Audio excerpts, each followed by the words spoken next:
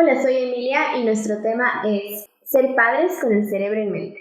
Vamos a arrancar con un poco de teoría para introducir todos los temas que vamos a explicarles y vamos a ir hablando junto con Yunalu.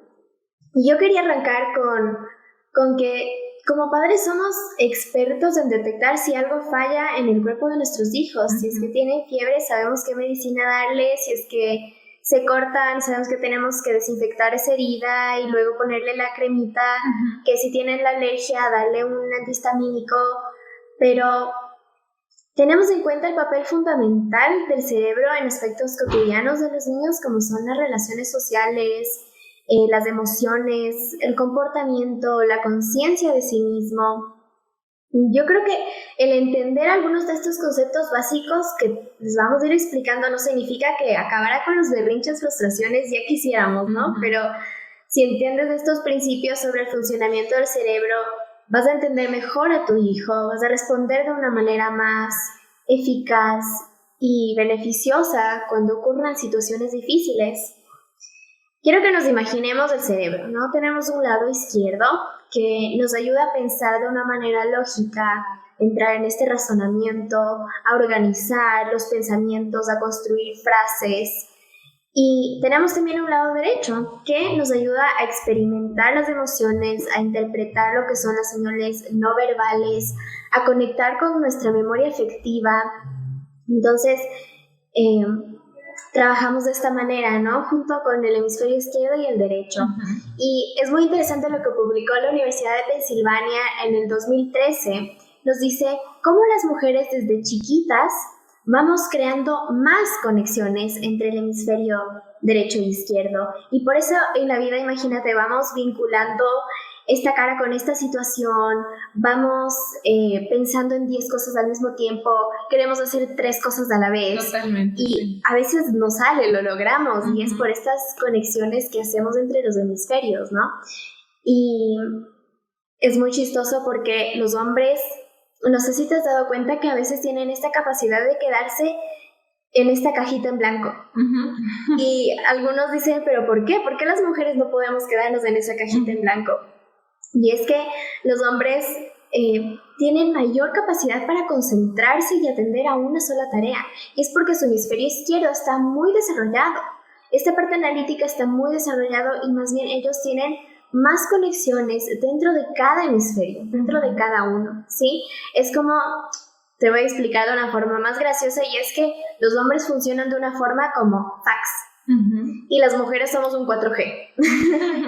Estamos súper enredadas entre nuestros hemisferios, pero es que sí funcionamos y por eso somos tan diferentes biológicamente. Qué chévere, sí. Interesante lo que dices.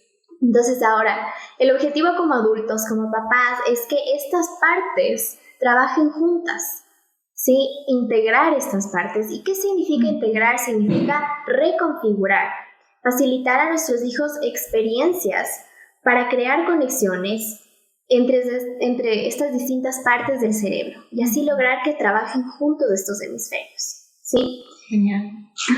Los descubrimientos neurocientíficos han visto que nuestro cerebro es neuroplástico, es moldeable, cambia físicamente a lo largo de los años. ¿Y qué moldea nuestro cerebro?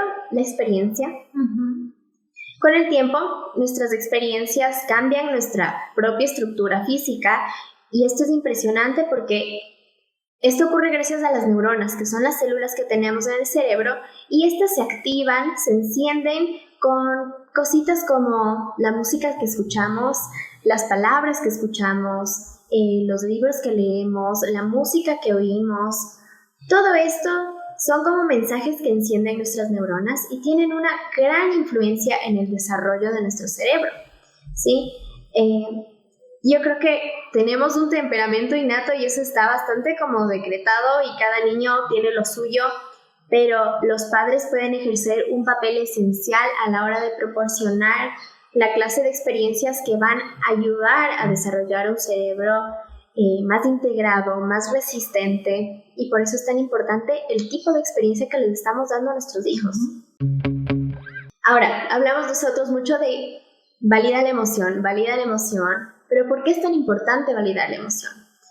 Validar la emoción es conectar primero con el cerebro derecho de tu hijo, con esta parte emocional, ¿sí? Y puedes redirigir con el cerebro izquierdo mediante una explicación lógica y una planificación. Pero una vez que ya conectaste con él, está en parte derecha, puedes redirigirla hacia la izquierda. Sí, así estás como obligando al hemisferio izquierdo del niño a que se sume a tu conversación, hacia tu reflexión.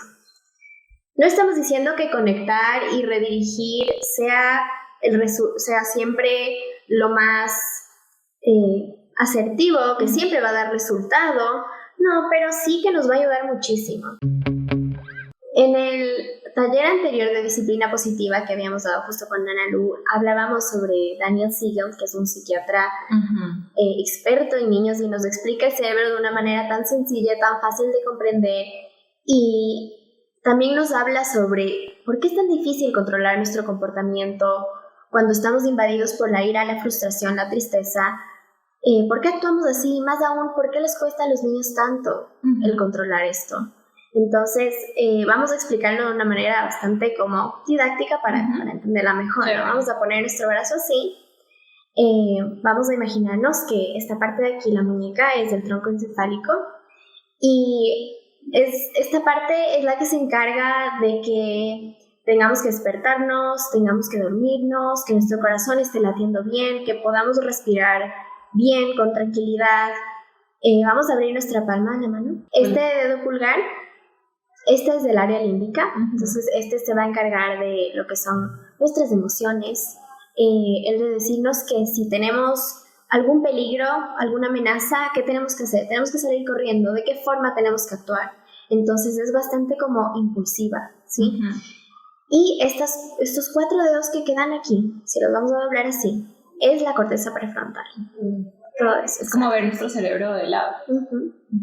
Entonces, esta corteza prefrontal es muy importante porque se encarga de la atención, la concentración, el control de impulsos, el solucionar problemas, resolución de conflictos, ¿sí? Entonces es muy importante y en los niños se está desarrollando esto, ¿no? Va madurando. Entonces, cuando uno está estresado, cuando uno está enojado, ¿qué pasa? Esta corteza prefrontal se apaga. Es como si se desconectara del resto del cerebro.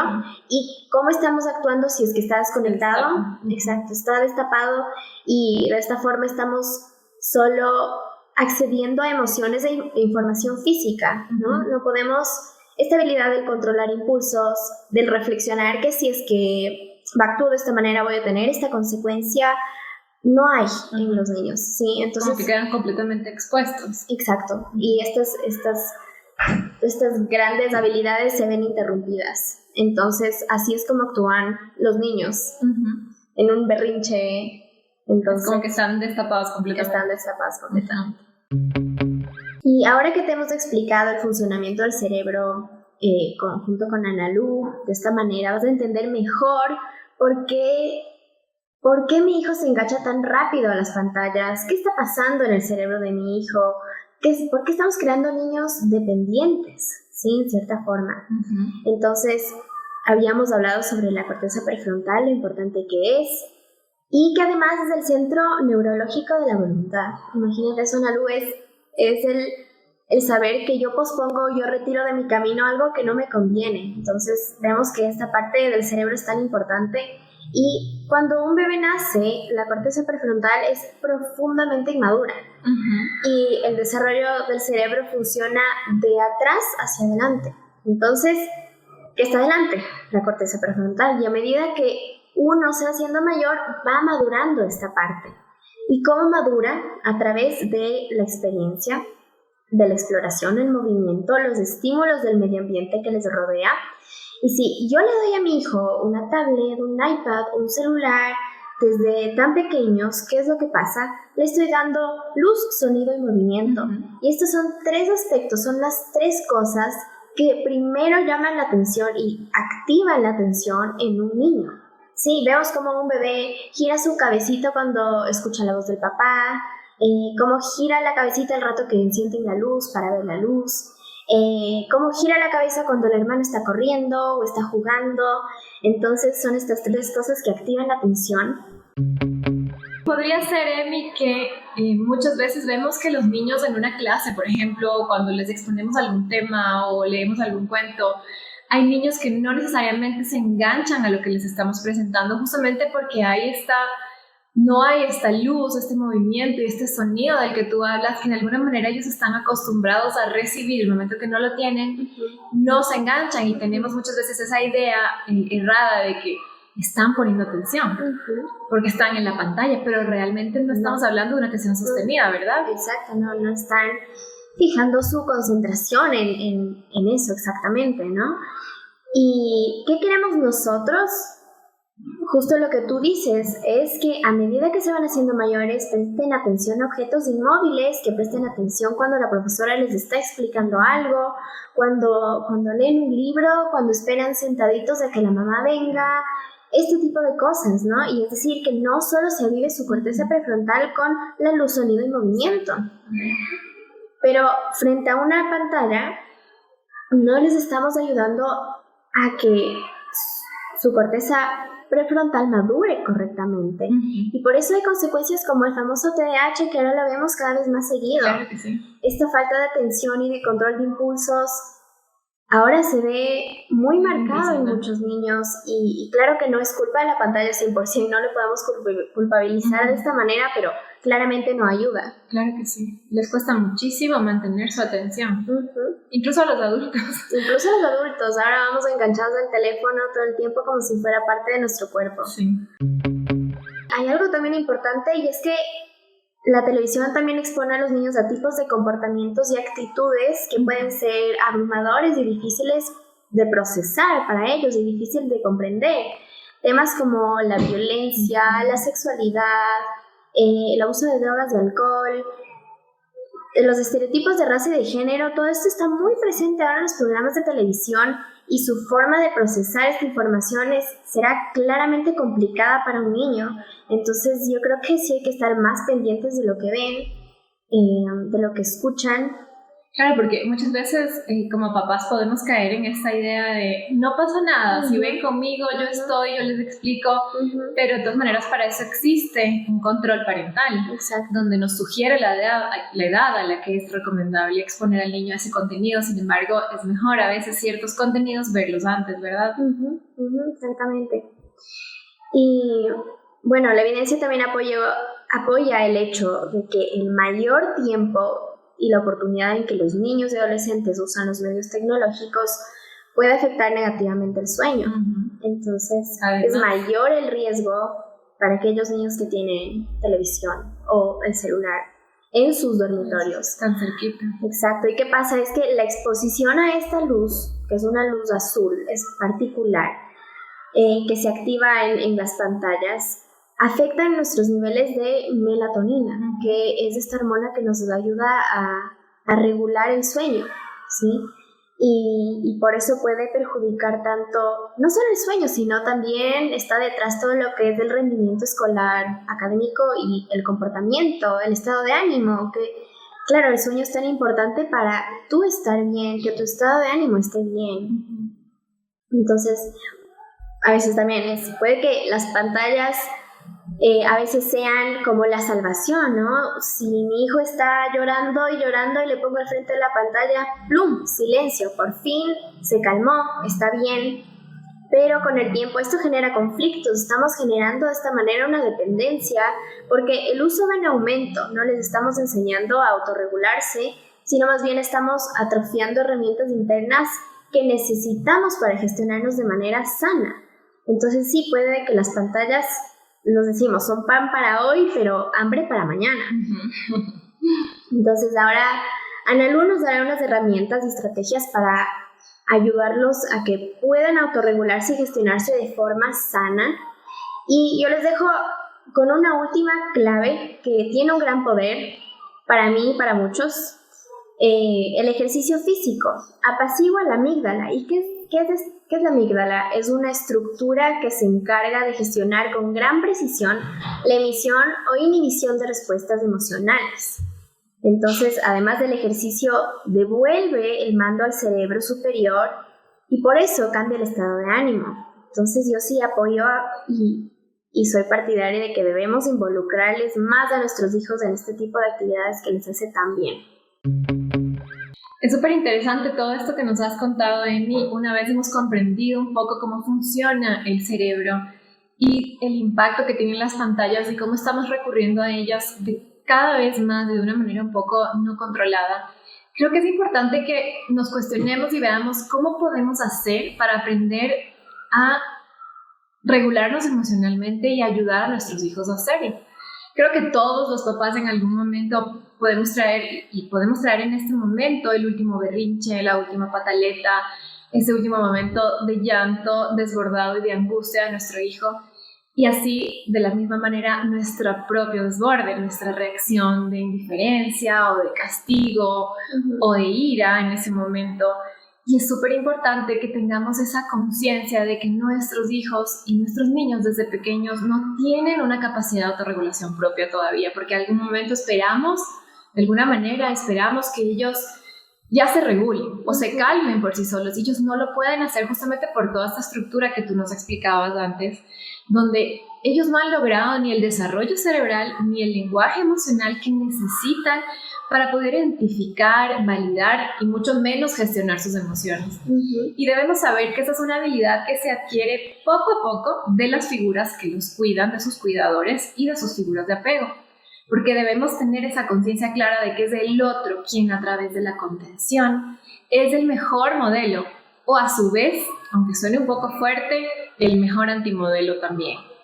Y es a esto, Emi, a lo que le llamamos heterorregulación o corregulación. No sé si has escuchado por ahí esas palabritas. De que somos correguladores. Exacto, no es que el niño tiene que regularse por sí mismo, sino que tiene que haber una corregulación que requiere de un otro. Entonces, ¿qué quiere decir esta palabra? Que yo, como adulto, gestiono mis propias emociones para poder ayudarte a ti, mi hijo, a regularte y que con el paso de los años a través de la práctica tú puedas ser capaz de regularte a ti mismo sin ningún tipo de ayuda. Entonces sí, llegar a autorregularse inclusive a nivel de adultos es algo que requiere mucha paciencia, sobre todo una voluntad ejercitada, y es así como llegamos a aprender a manejar nuestras emociones propias para que podamos enseñar a nuestros hijos a hacerlo. Si bien es cierto, no es una tarea fácil, y yo escucho mucho que escuchamos charlas, estamos en charlas y todo, y que dicen, es mucha teoría y nos explican esto y aquello, pero ¿cómo lo hacemos? No sé si has visto que muchas personas salen de estas como charlas y dicen, ok, pero ¿y cómo lo hago? Exacto. Todo comienza en un deseo de cambio personal, ¿sí? De no quedarnos ni conformes ni estáticos con la versión que tenemos de nosotros mismos en el hoy. Sí, no me quedo contenta con lo que tengo hoy, con lo que soy hoy, sino que quiero mejorar, quiero ser mejor. Entonces comienzo a tomar decisiones para convertirme en un adulto responsable, tanto emocional como afectivamente. Entonces yo quiero invitar en este podcast de hoy a que tomemos 4 decisiones básicas todos los días. Vamos a ir enunciando estas decisiones de manera personal. Vamos con la primera. Hoy decido dominar mis emociones por amor a mi hijo. Entonces, ¿qué es lo que pasa aquí? Cuando sientas que vas a estallar, trae a tu mente en ese instante los ojos, la sonrisa y las manos de tu niño. Contempla aquella personita frágil e indefensa que tiene esos ojitos inocentes, esa sonrisa tierna y esas manos pequeñitas. Mira sus manos. Contemplar es mucho más allá de mirar. Es contemplar con amor, es mirar con ternura. Respira y pon un alto. Simplemente decide no reaccionar, no te dejes llevar por tu emocionalidad. Sé ese adulto maduro que ha asumido con responsabilidad formar y educar a tu hijo. Vamos ahora con esa segunda decisión que podemos poner en práctica. Cuando tenga a mi hijo al frente, voy a dejar todo de lado, porque tu hijo eres más importante que todo lo demás. Disponte a conectar con ese niño que te está buscando y te necesita. Porque no sé si, Emi, tú te has puesto a pensar que la conexión está primero que la corrección. ¿Y qué es lo primero que debemos hacer? Y muchas veces nos olvidamos. Exacto, y es desde lo físico. O sea, tenemos que hacerlo desde lo físico. ¿Cómo haces tú para conectar con los niños desde la parte física?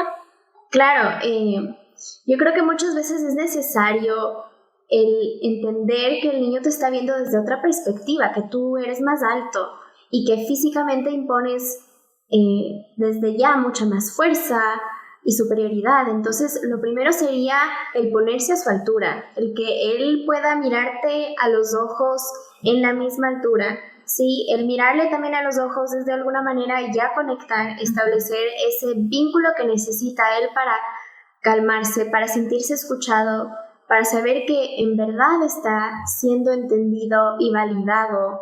Entonces, ese sería físicamente el primer paso para conectar con el niño. Me encanta lo que dices de cómo la mirada del niño hacia el adulto puede ser esa superioridad y puede sentirse incluso aplastado, ¿no? Y ni se diga ese mensaje que en ese momento que se acerca a ese niño o a esa niña, tenemos un mensaje pendiente en el celular, un correo que mandar, una llamada que atender o tal vez un mensaje en Instagram que revisar. Tenemos que saber que todo eso puede esperar un poquito. Entonces es importante hacer silencio, escuchar primero, porque no sé si te ha pasado que a veces alguien te dice algo o ese chiquito te está diciendo algo y tú le respondes antes de que termine de exponerte lo que te está diciendo. Qué importante es no hacer eso, escuchar.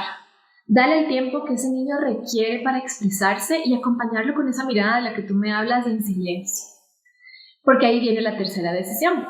El aceptar que mi hijo de pronto puede estar haciendo algo que a mí no me gusta. ¿Sí? Haciendo algo que, un poco lo que exponíamos antes que es a mí me activa, me destapa mi corteza prefrontal, eso que mi hijo está haciendo no me agrada del todo. Entonces convertirnos en ese adulto amoroso y firme a la vez, que tiene el control de la situación porque mi hijo necesita aquello. Entonces, ese escuchar en silencio en mí también implica que nos liberemos de todo prejuicio y de todo malestar anterior. Enfocarnos en lo que sucede en el ahora, en el hoy. No acumular todas las veces que ese niño nos hizo enojar antes y mucho menos sacarle en cara algo que ya no es actual. O sea, es hoy trato lo que hoy le pasa, no acumular todo lo que ya pasó antes. Debemos evitar frases, no sé si has escuchado, por ejemplo, ya deja de llorar, es que tú siempre lo mismo, deja de ser exagerado, no es para tanto, ya cálmate. Ese tipo de frases tenemos que eliminarlas de nuestro vocabulario. Y en cambio, sí podemos preguntarle a nuestro niño, tal vez te estás sintiendo frustrado, tal vez estás muy enojado, ¿verdad? Me estoy dando cuenta, sin presionarlo a que elija ninguna emoción, simplemente poner en palabras. Y una vez hemos hecho esto, podemos acoger y validar lo que ese niño está sintiendo antes de reaccionar, antes de responderle y decirle, por ejemplo, te entiendo. Sé lo que se siente cuando alguien te ha dicho esto o aquello, cuando alguien te ha hecho esto de acá. Y en este momento decirle el límite que yo necesito. En este momento estoy terminando de mandar un correo, tengo que terminar esta llamada de mi trabajo. Tan pronto termine, vamos a ir juntos a resolver lo que tú necesitas. Y como cuarta decisión, mira, somos tan creativos los papás y las mamás que podemos encontrar muchísimos recursos para calmarnos los dos. No solamente es que mi hijo se calme, yo también tengo que calmarme. Pues vamos a buscar recursos que nos sirvan a los dos. Vamos a buscar opciones. Hay tantas opciones, no sé si se te ocurra, por ejemplo, podríamos dibujar, no sé si alguna vez colorear un mandala, lo que te provoca el colorear un mandala que tiene estos espacios pequeños, poner en práctica ejercicios de respiración, beber agua, leer un cuento, sentarse a jugar en el suelo con ellos, de pronto ponernos a hacer una receta, una plastilina casera. Son tantas las opciones que en nuestro amor de padres podemos encontrar. Simplemente creo que es cuestión de dejarnos llevar por el corazón. Y en estos 4 puntos debemos hacerlo aunque no queramos. ¿Sí te ha pasado de mí que a veces simplemente no queremos hacer algo y nos toca, por ejemplo, el ejercicio? No queremos, no nos da ganas, pero nos toca hacerlo porque sabemos que es por nuestro propio bien. En este sentido es lo mismo. Y una vez lo hagamos, vamos a ver cómo conseguimos grandísimos resultados en nosotros y en nuestros hijos. Me encanta, Nalu, cómo incluyes también a los papás. Y es verdad que muchas veces estamos muy enfocados en que se regule el niño y no nos damos cuenta que nosotros también necesitamos de eso. Y que para nosotros también implica un factor de estrés, el que mi niño se frustre, el que llore, el que tenga un berrinche, es un factor de estrés para mí y yo puedo también actuar de cierta forma, sentirme de cierta forma y es muy válido porque no es algo que queremos todos los días. Entonces está muy bien que las estrategias las encontremos para ambos, para papás y para hijos. Genial. Bueno, vamos a trabajar en esta última parte de nuestro podcast. Y aquí yo quiero invitar al público que nos está escuchando a que se tomen unos 5 minutos para poner en práctica unos ejercicios. Entonces, Mira, y lo que vamos a hacer ahora es hablar sobre esto del cuidado del cuidador, que quiere decir que para ser buenos correguladores, nosotros como cuidadores tenemos que estar bien. Entonces, estos ejercicios prácticos necesitamos un cuaderno, necesitamos algo con que escribir y nuestro celular cerca para poner música. Antes de comenzar, vamos a hacernos una pregunta. Dentro de nuestro lenguaje y expresiones diarias, ¿hemos llegado a verbalizar o a sentir en algún momento esto de es que me hizo perder la paciencia, es que me hizo enojar, es que me hizo estallar? Es tan importante sacarnos esa idea porque debemos recordar que no son los demás quienes nos hacen enojar, ni reaccionar de una u otra manera. El que reacciona soy yo, el que se enoja soy yo y no es por culpa de nadie más. Qué importante es esta parte, hacernos dueños de nuestras propias emociones, así como de las consecuencias que tienen nuestras reacciones. Entonces, Amy, podemos pensar cuándo perdemos la cabeza, cuándo es que llegamos al límite de nuestra paciencia, cuándo llegamos al límite de nuestra paciencia. ¿Has escuchado, como hablábamos al principio, esta frase de que se me voló la teja, que es un poco el se me destapó la corteza prefrontal y perdí la cabeza? Qué importante sería pensar, por ejemplo, que llegamos a ese límite cuando hemos dejado de amarnos a nosotros mismos, hemos dejado de querernos y de cuidarnos a nosotros mismos porque nos olvidamos de la importancia de este autocuidado. Y bien, podemos decir, ¿y qué podemos hacer con todo esto? Aquí vienen los ejercicios prácticos de los que les estaba hablando al principio. Vamos a escribir. ¿Pero por qué? Tal vez nos podemos preguntar por qué escribir, por qué no solamente escuchar. Resulta que un psicólogo estadounidense, James Pina Baker, ha estudiado el poder curativo de la escritura y ha llegado a la conclusión de que cuando escribimos tenemos un beneficio a nivel terapéutico en toda la parte emocional y física. Y justamente es por todo lo que tú hablabas, ¿no? De este lado del cerebro, la parte artística, irracional, emocional, la creatividad que tenemos, y por otro lado está la parte lógica, racional y estructurada, que hace que de alguna manera se pongan en funcionamiento los dos hemisferios cerebrales que tenemos y que juntos, interrelacionados, nos ayudan a regular nuestro sistema límbico, que es el encargado de todas nuestras emociones. De alguna manera liberar a través de la escritura nuestros pensamientos, nuestros sentimientos y todos los comportamientos que están vinculados, incluso traumas emocionales anteriores, nos van a ayudar a reducir la tensión que tenemos en nuestro cuerpo, en nuestros músculos y ese estrés que nos genera todo lo que vivimos. Entonces aquí es donde viene el segundo ejercicio y es una autoevaluación, que de alguna manera, ¿qué es lo que pretende? Medir cómo está nuestro autocuidado. Porque a veces, tal vez es la primera vez que nos preguntemos cómo está. Entonces, ¿cuál es la idea? Hacer un diálogo sencillo, sincero con nosotros mismos para poner en perspectiva qué es aquello que me está haciendo sentir incómodo. Y de esa manera poder identificar, nombrar, aceptar e incluso cambiar aquello que estamos sintiendo. Vamos a comenzar con esta autoevaluación. ¿Qué te parece? Listo. Entonces, ¿cuándo fue la última vez que te ocupaste de tu aspecto personal? Cuando te miras al espejo, ¿te agrada lo que ves? ¿Cuáles son los alimentos que más consumes en un día? ¿Cuidas tu nutrición? ¿O tal vez es algo que no está aún en tu lista de prioridades? ¿Has mirado en la aplicación de tu celular cómo está tu movimiento físico? ¿Haces ejercicio o al menos lo intentas? ¿Sabes con qué tipo de actividades tu cerebro descansa? ¿Practicas esas actividades con frecuencia? ¿Duermes bien? ¿Pones atención a tus síntomas físicos y te das cuenta que estos pueden ser síntomas de un desgaste físico y o psicológico? ¿Te has hecho todos los chequeos médicos que necesitas? ¿Has buscado ayuda psicológica o espiritual? En las discusiones con tu pareja, ¿buscas expresar tus emociones de manera asertiva y encontrar soluciones para resolverlas? ¿O te reprimes, te resientes y tal vez dejas para después? ¿Trabajas en ti para eliminar aquellas creencias con las que te educaron y que te están haciendo daño a ti y a tus hijos? ¿Tienes un plan para compartir responsabilidades con tu principal equipo de trabajo, que es tu pareja y tu familia? Ahora, después de realizar esta evaluación escrita, haz una pausa. Un momento de silencio interior es importante. Revisemos esas respuestas y subrayemos qué es lo que más resuena. y el ejercicio termina volviendo a escribir. Vamos a transformar aquel problema o conflicto que identificamos como una frase poderosa de decisión. Por ejemplo, si escribiste, Emi, cuando discuto con mi pareja, definitivamente yo no expreso mis emociones de una manera asertiva, mucho menos le digo lo que estoy sintiendo y me reprimo y sí, me resiento y paso enojado algunos días. La idea es transformar esa frase. Entonces, ¿qué podríamos escribir? De ahora en adelante, en vez de resentirme por algunos días, voy a decirle a mi pareja cómo me está haciendo sentir en el momento, en ese instante, y trabajar en mi decisión de perdonar y amar. Y ahora hay un último ejercicio, que es un ejercicio bastante divertido. ¿A ti te gusta bailar? Sí, me encanta. ¿Y te has puesto a bailar así sola algún día, sin que nadie te vea, entregando todo ese momento con la música que te gusta? Sí, lo he hecho y aunque ese momento es como, qué vergüenza, ojalá nadie me esté viendo, pero siempre vas a sentir mejor.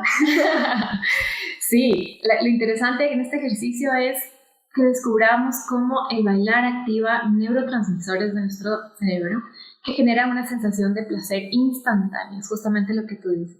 Entonces, cuando nos entregamos completamente a bailar, olvidándonos que nos pueden estar viendo, nuestro cerebro comienza a liberar esos neurotransmisores, como la dopamina, que es aquella que nos permite repetir la conducta y provocar este círculo de recompensa constante. También endorfinas, que reducen el dolor físico que podamos tener y también aumentan la sensación de placer. También la serotonina, que es la encargada de generar la felicidad y de prevenir que podamos entrar en depresión. Y también se reducen niveles de cortisol, que todos sabemos es la hormona del estrés y la que nos provoca la ansiedad.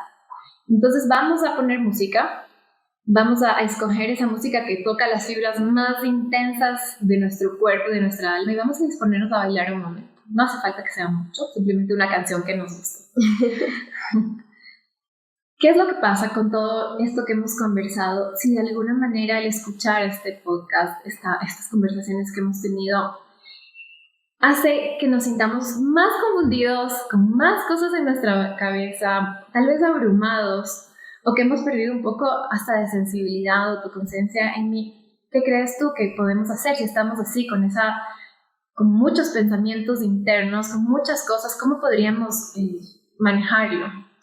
Yo creo que es importante en darnos cuenta cómo hemos llegado hasta este punto del podcast y yo creo que a veces tenemos un poco de miedo de buscar ayuda si es necesario, pero es la mejor manera de salir adelante, de solucionar un problema y el buscar ayuda yo creo que es algo humilde de nuestra parte, es decir, a lo mejor no es que estoy en el peor momento de mi vida, no es que estoy súper mal, pero ¿por qué llegar hasta ese punto? Si es que ahorita vemos que podríamos necesitar un poco de ayuda y una ayuda profesional o terapéutica, podemos buscarla sin ningún prejuicio, sin ser tan duros con nosotros mismos, porque creo que a veces somos muy duros y decimos sí podemos con esta y sí podemos con esta y nos creemos superhéroes, pero llegamos hasta un punto y está muy bien buscar ayuda. Excelente, me encanta cómo lo explicas porque realmente necesitamos de un otro para poder salir en muchas cosas y sí, si queremos paciencia debemos trabajar en nosotros mismos, en sanar nuestro interior y es importante tomar esa decisión de amarnos, de querernos y de respetarnos desde hoy. Para que podamos estar bien y que nuestro corazón esté lleno y esté listo para poder darnos a los demás, porque definitivamente nadie da de lo que no tiene. Exactamente. Junto con Ana Lu, esperamos que todo esto haya sido muy útiles para ustedes como padres y en su rol tan importante que es el de ser papás. Déjenos en sus comentarios cualquier sugerencia de otro tema que les interese y bueno, hasta una siguiente oportunidad. No duden en contactarse con nosotros si tienen alguna duda o algún comentario. Nos despedimos ahora sí. Adiós.